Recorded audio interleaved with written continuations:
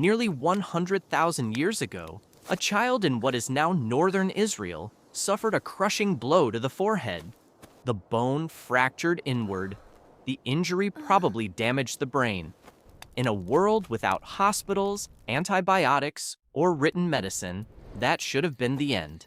It was not. The fracture healed. The child survived for years, reaching roughly 12 or 13 before being carefully buried in Kafse Cave. Think about what those missing years required. Someone brought food when the child could not keep up. Someone watched them near fire and water. Someone slowed the group when speed meant survival. That skeleton leaves us with a mystery far larger than one life. How did ancient humans keep children alive in a world that could kill an adult without warning? It was an entire survival system built around the most helpless member of the group. A newborn antelope can stand within hours. A human baby cannot even hold up its own head. Humans arrive with slightly less than 1/4 of their adult brain size, the lowest proportion measured among primates. Much of the development needed for movement and judgment happens after birth. Researchers debate why human infancy evolved this way. Large brains, pregnancy's energetic limits, birth mechanics, and prolonged learning may all matter, but the result is unmistakable. A human infant cannot survive through instinct alone.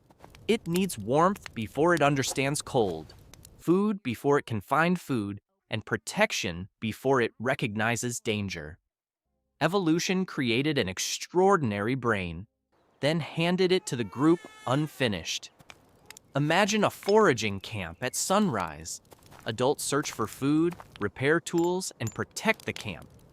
One mother cannot do all of that while carrying, feeding, warming, and watching a baby every minute. So other people stepped in. Anthropologists call this alloparental care, care provided by someone other than the mother. Studies across traditional societies find that mothers are usually the largest single source of infant care, but not the only one.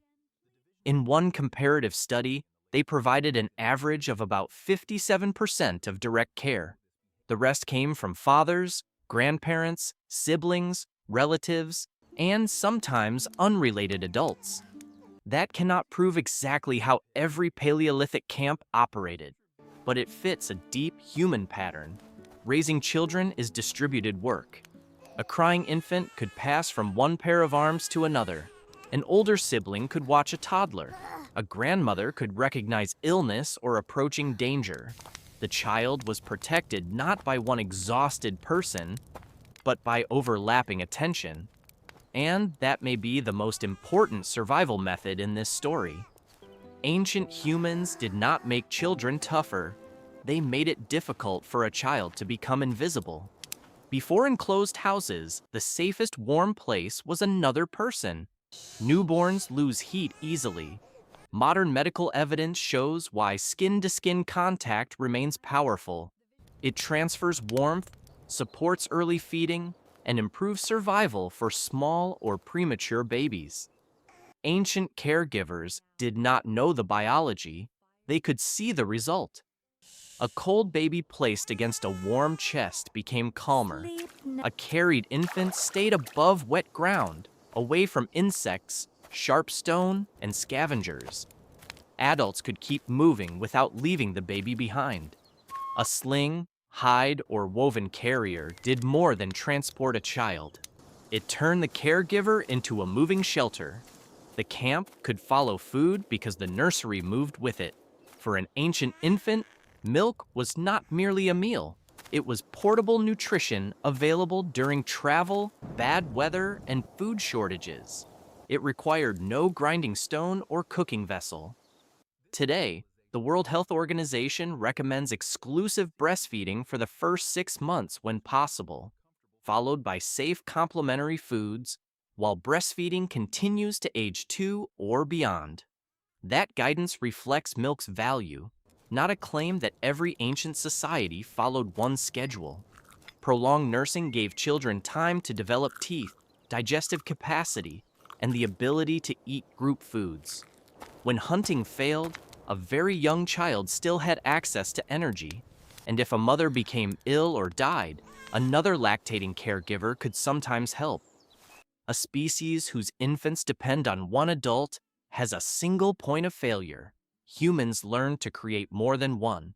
If this is changing how you imagine childhood in the deep past, hit the like button and subscribe. Because keeping a baby warm and fed was only the beginning. The next challenge was turning that vulnerable child into someone who could survive without rescue. Ancient children grew inside the working life of the camp. They watched food being divided, fibers twisted, tracks read, tools repaired, and fires protected.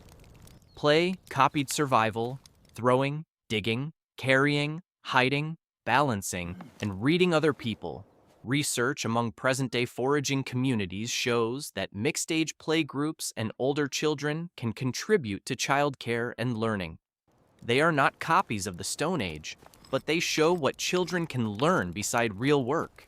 A small child carried kindling. An older child watched a baby. A teenager learned roots, seasons, and animal behavior. Knowledge was absorbed through ordinary life until the child who once consumed everyone's labor began contributing labor back. Long childhood was expensive, but it produced an adult capable of learning an enormous culture. Ancient life was not gentle. Children died from infection, injury, hunger, and exposure. Social care improved the odds, but could not defeat every disease. Still, some groups achieved remarkable treatment. In Borneo, researchers found a person whose lower left leg had been surgically amputated at least 31,000 years ago, probably during childhood. The individual survived another 6 to 9 years. That required more than a sharp tool. Someone controlled bleeding, protected the wound, provided food, and cared for a person who could not move normally through difficult terrain. The operation reveals medical knowledge. The survival reveals a community. Skill saved the person from the procedure. People saved them from everything afterward. We should not romanticize this world. Ancient parents endured losses modern medicine now prevents. The fact that humanity survived does not mean every camp succeeded. It means enough children reached adulthood to continue the chain. And when children died, deliberate burials show they could be carefully placed and mourned. Middle Paleolithic sites, such as Kafse and Tinchamet, include intentionally buried children, sometimes accompanied by distinctive treatment or objects. That grief matters. These children were not replaceable bodies. They were people to someone. Return to the injured child in Kafse Cave. We do not know the child's name. We do not know who fed the child or stayed close during the first dangerous nights. But healed bone records what words cannot. The child was not abandoned when survival became expensive. That is how ancient humans kept children alive. They used bodies as shelter, milk as stored time, older children as helpers, elders as memory, and the whole camp as a safety net. They lacked modern medicine, and many children still died. But they discovered the technology without which no other human technology could have followed. Shared responsibility. The first cities were built by adults. The first adults were built by communities. Hit the like button if this changed how you picture ancient family life. Share this with someone who thinks survival belonged only to the strongest, and subscribe for more cinematic stories from human origins. Then comment below. What was humanity's greatest survival invention? The spear, the fire, or the decision that no child would belong to only one pair of hands? Because before humans could conquer the world, they first had to keep its most helpless creature alive. That creature was us.